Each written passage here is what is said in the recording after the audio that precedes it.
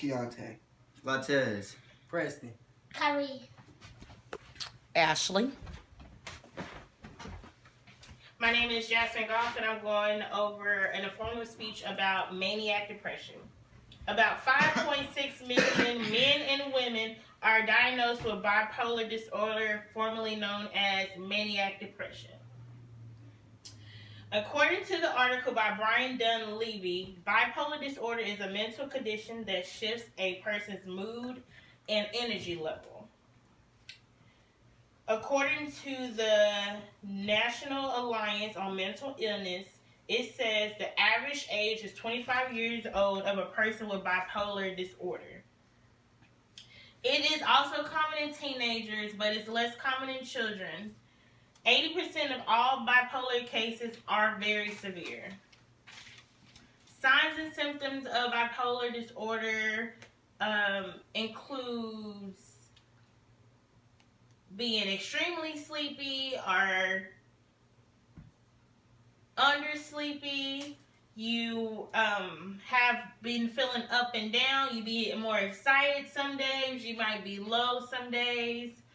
You might have trouble sleeping. You might see yourself talking on certain situations. You talk faster than normal. Your speech actually increase. It may get higher than normal when you talk about certain situations.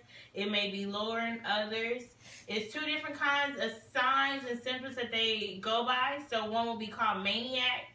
And with the maniac, it's basically exactly how it sounds. So a maniac is kind of like all over the place. So you might have your ups or your downs. You might be excited. You might be depressed. You might even have high sex drive.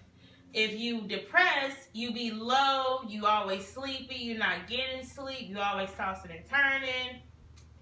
And you might even think about death or suicide. There are 3 types of bipolar disorder. The first type is bipolar 1, and it's less severe. It's not really that major. If you do have an episode of bipolar 1 disorder, it lasts almost up to 4 days, if that. But it's very just a mild case of the maniac episodes. For bipolar 2 disorder, it can last up to a week or more, but you have more of depressive episodes. So you might be more down. Your day may seem bad. You may seem angry more. That's more bipolar 2 disorder. Bipolar 3 disorder, it is basically you more milder with the maniac depression, but it can last up to 2 years.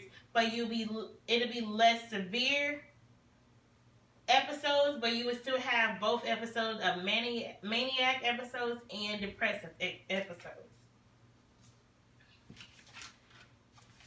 And actor that is widely known is Robin Williams. Robin Williams, you may know him from Flubber, Good Will Hunting, a couple of those movies. Well, he took his life a couple of years ago, and he's been battling depression for a while.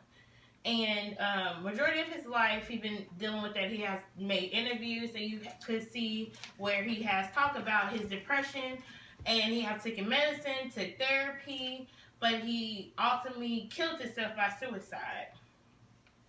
In the article that was written, suicide has a 4% chance of actually being considered the result of depression. Most people that is depressed, they really don't take out upon wanting to take their life, because a lot of the times their mind is racing from the mood changes, so they're more likely to talk their way into killing themselves, but then talk their way out of it.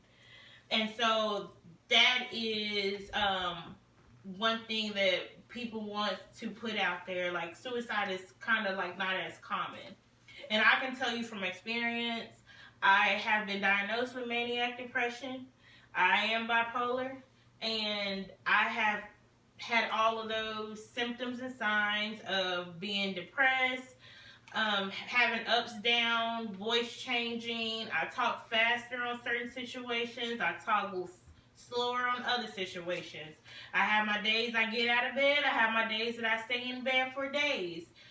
It just depends on the mood I'm in. I can be depressed, or I can be maniac. It just either or. Treatments on bipolar disorder is different. You can take medications by your doctors, and when you do that, you need to be very honest and open with your doctors, because most doctors will basically diagnose you with just depression. They won't go into detail and saying you bipolar, because a lot of doctors misdiagnose you.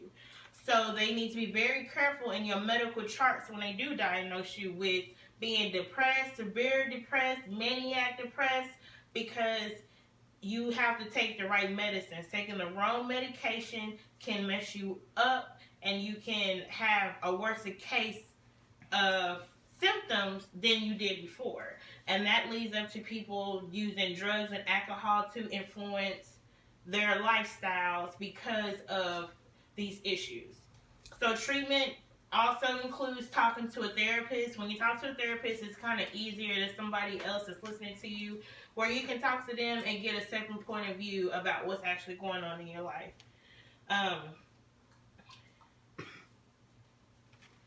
But with the medication, it kind of helped a lot of people. Like me, it helped me with my antidepressants. Helped me more than anything, and it kind of keep my mood together. I may have my outbursts, and I might say things that I really am not trying to say or hurt people's feelings, but that's mean I'm off my meds. And so normally when I'm on my meds, I'm more neutral, I'm in a better mood, and I'm not as aggressive or angry all the time, and I'm more able to work around.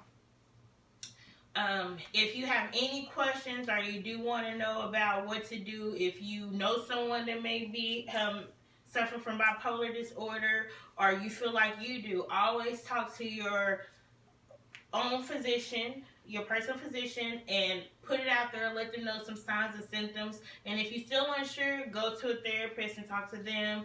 They are there to help. It's a lot of resources out there to help people that's in need. You're not alone. It's a lot of people out here in the world that's dealing with this.